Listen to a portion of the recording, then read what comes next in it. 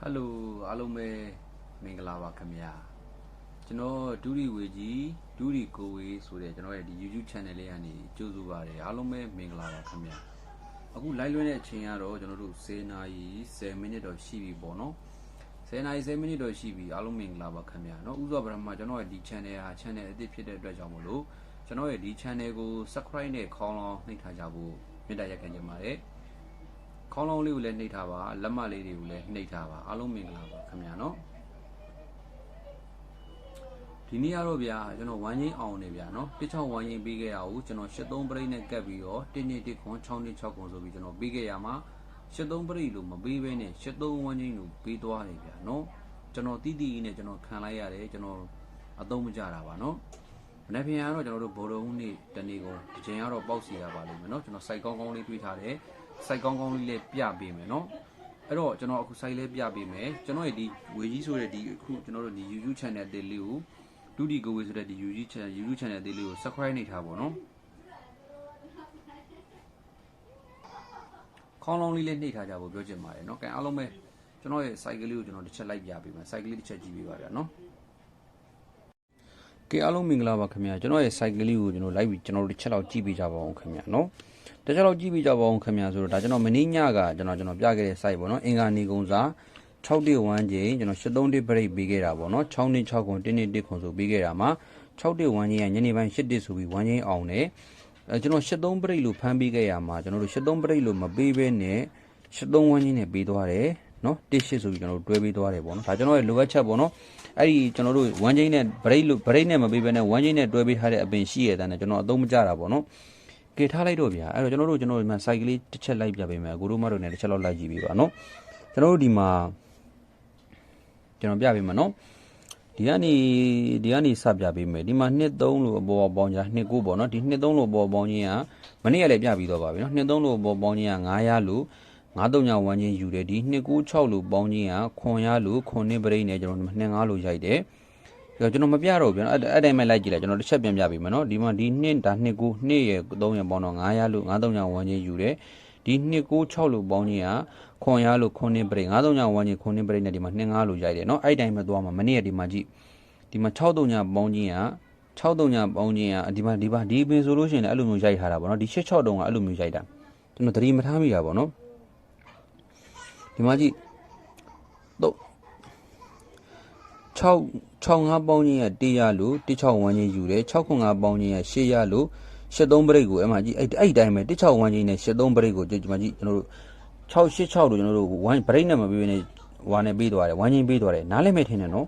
်ဒီ65ပေါင်းချင်းက100လို့16ဝန်းချင်းယူတယ်ဒီ6ရဲ့ဒီ9ရဲ့ဒီ9ရဲ့ပေါင်းချင်းက800လို့73ပရိတ်ယူတယ်16ဝန်းချင်း73ပရိတ်ကိုဒီမှာကြည့်အဲ့တော့ကလည်း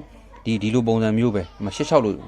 ပရိတ်မပေးဘဲနဲ့ဝန်းချင်းပေးသွားဒီမှာလည်းအဲ့လိုပဲအပေါ်က16ဝန်းကြီးဒါအောက်ကမှ6တုံညာပေါင်းချင်း6ဝန်းချင်းကို65ခွန်ပေါင်းချင်း8မလို့83ပရိတ်လို့မပေးဘဲနဲ့8နဲ့ပေးသွားတယ်เนาะကျွန်တော်ပညာပေါ့ဗျာကျွန်တော်အတွေ့အကြုံရတာပါလားပေါ့เนาะကဲထားလိုက်တော့ကျွန်တော်တိတိကြီးနဲ့ခံလိုက်ရတာပေါ့เนาะအဲ့မှာတစ်ချိန်ကိုဝန်းချင်းနဲ့ပေးထားရတဲ့နဲ့ကျွန်တော်စောက်သုံးမကြတာပေါ့เนาะကဲဟုတ်ပြီအဲ့တော့ကျွန်တော်တို့ဒီမှာမနေ့ပြန်လာပြီเนาะဒီနေ့3ည3နဲ့8ထွက်တယ်မနေ့ကတော့ကျွန်တော်အခွေအောင်နေဗျာเนาะရောင်းကနေရောင်းထားတဲ့အခွေအောင်နေနောက်တစ်ပတ်ကျလို့ရှိရင်ဒီလာမယ့်အပတ်မှာကျွန်တော်တို့ဒီ channel ကနေဒီ channel အသစ်ကနေမွေးကနန်း6ကွက်ရဲ့အခွေလေးလုံးရဲ့ဖရီးပေးသွားမယ်အဲ့ဒါရောင်းကနန်းနေနော်အလကားပေးသွားမှာ channel အသစ်ဖွင့်တဲ့အထိမ်းအမှန်နေနဲ့နော်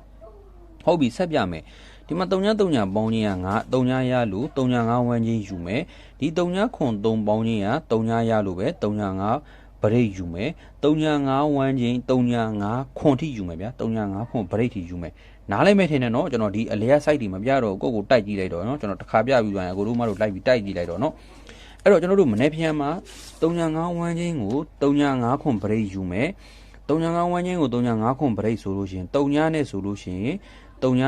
ညပရိတ်ဆိုလို့ရှိရင်3.3ည main တင်မယ်5ပရိတ်ဆိုလို့ရှိရင်ဒီမှာ3.5ပါမယ်ခွန်ပရိတ်ခွန်ပရိတ်ဆိုရင်ဒီမှာ3ညခွန်เนาะ5နဲ့3ညပရိတ်ဆိုလို့ရှိရင်5ပါမယ်5ပရိတ်ဆိုရင်ဒီမှာ50ပါပြီးသားခွန်ပရိတ်ဆိုလို့ရှိရင်5နှစ်လို့ပါပြီးသားအဲ့တော့ဒီအပေါ်ကဒီဟာတွေ main တင်ထိုးပေါ့เนาะဒါကျွန်တော်ဒီလိုမျိုးလောက်ထားသေးတယ်3.5ဝန်းချင်းကိုကျွန်တော်နက်ခက်ကြီးယူထားသေးတယ်3.ပါဝါ9 3ညနက်ခက်ကခွန်းဆိုပြီးခွန်းကိုအရင်ထွေးထုံမယ်ခွန်းနဲ့3ညပရိတ်ဆိုလို့ရှိရင်ခွန်း3 5ပရိတ်ဆိုလို့ရှိရင်ခွန်း5ခွန်ပရိတ်ဆိုလို့ရှိရင်ဒီမှာကျွန်တော်တို့80เนาะဒါမှမဟုတ်ပရိတ်လည်းမပြီးဘဲနဲ့ဝမ်းချင်းပေးမယ်ဟေးဆိုရင်80ခွန်5ခွန်တခါတည်းထည့်ပြီးသား80 ခွန်တစ်ခါတည်းထည့်ထားပြီးသားเนาะအဲ့တော့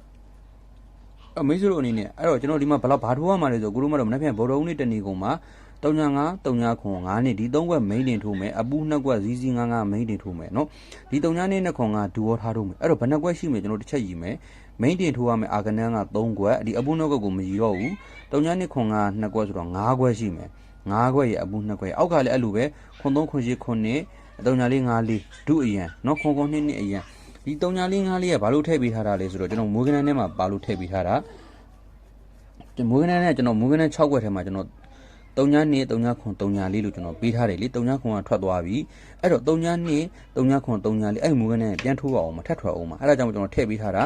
34ဆိုအခန်းနဲ့ထည့်ပေးတာ9နှစ်မိုးကနန်း6ခွက်ထဲမှာဆို9နှစ်9ခွန်54အဲ့ကြောင့်54ကိုအရင်ထည့်ပေးထားတာဒီအောက်ကကဏ္ဍလေးတွေကအရင်ထည့်ထိုးပါခွန်နဲ့ဒီအကောင်လေးတွေကအရင်ထိုးပါအဓိကကတော့ဒီအကွက်ထဲဟာပဲ main တင်ထိုးပါကဲအားလုံးပဲကိုဒီမဒီကန်ကောင်းပါစီเนาะကျွန်တော်အကောင်းဆုံးစူးစမ်းပေးထားတယ်မနေ့ကဘော်လုံးလေးတင်နေကုန်ဒီတွေကတကွက်ကတော့အချင်းတိပေါက်ထပ်ပဲလိမ့်မယ်လို့ကျွန်တော်ယုံကြည်ထားတယ်စိုက်ကလည်းကျွန်တော်တို့စိုက်ကလည်းကျွန်တော်ပြပြီးသွားပြီချိုင်းနေသက်လိမ့်မယ်လို့ထင်တယ်ဒီတစ်ခါမှတော့ကျွန်တော်ဝမ်းချင်းရော break တွေရောအကုန်ကတ်ထားတယ်เนาะကျွန်တော်တို့ဒီအင်္ဂါနေ့မှာကျွန်တော် break ပဲကတ်ပြီးဝမ်းချင်းမကတ်လိုက်လို့ကျွန်တော်ခံလိုက်ရတယ်အခုကတော့ဝမ်းချင်းရော break ရောအကုန်လုံးကိုကတ်ထားတယ်ပါဝါရောနက်ခတ်တွေရောအကုန်ရိုက်ထားတာအဲ့တော့အကုန်ရိုက်ထားတာတော့မှကဏ္ဍဘယ်လောက်မှမရှိဘူး10ခွက်ပဲရှိတယ်အားထိုးရမယ့်ကဏ္ဍပြောတာเนาะဒီမှာ3ခွက်ရယ်ဒီမှာ2ခွက်ရယ်5ခွက်ဒီမှာအားထိုးရမယ့်ကဏ္ဍ5ခွက်10ခွက်ပဲရှိတယ်အပူလေးခွက်နဲ့နည်းနည်းလေးပဲကဏ္ဍအကုန်လုံးပါသွားပြီเนาะအကွက်လည်းနေတယ်ကဲအားလုံးကျေးဇူးတင်ပါတယ်ကျွန်တော်ရဲ့ channel ကို subscribe နဲ့ခေါင်းလောင်းနှိပ်ထားကြပါလို့ပြောချင်ပါတယ်ကဲအားလုံးပဲကိုဒီမဒီမနေ့ပြန်ဘော်တော်ဦးနေ့မှာဘော်တော်ဦးနေ့မှာကျွန်တော်တို့ကိုတို့မတို့ပေါကဏ္ဍလေးပါပြီးတော့ဒိုင်းကြီးမှာငွေသွားထုတ်နိုင်ကြပါစေလို့ဆုတောင်းပေးလိုက်ပါတယ်ကျွန်တော်ရဲ့ channel အသစ်လေးကို subscribe နဲ့ခေါင်းလောင်းနှိပ်ထားပါအဓိကကတော့ subscribe ရဲ့ခေါင်းလောင်းရဲ့เนาะ notification လေးပေါ့เนาะ notification နှိပ်ထားမှာခေါင်းလောင်းလေးနှိပ်ထားမှာကျွန်တော်ဗီဒီယိုတင်တိုင်းတွေ့ရမယ်မြင်ရမယ်ပေါ့เนาะကဲအားလုံးကျေးဇူးတင်ပါတယ်အားလုံးပဲကိုဒီမဒီကျမ်းမှာချမ်းသာပေးရနေကြရှင်ကြပါပြီเนาะ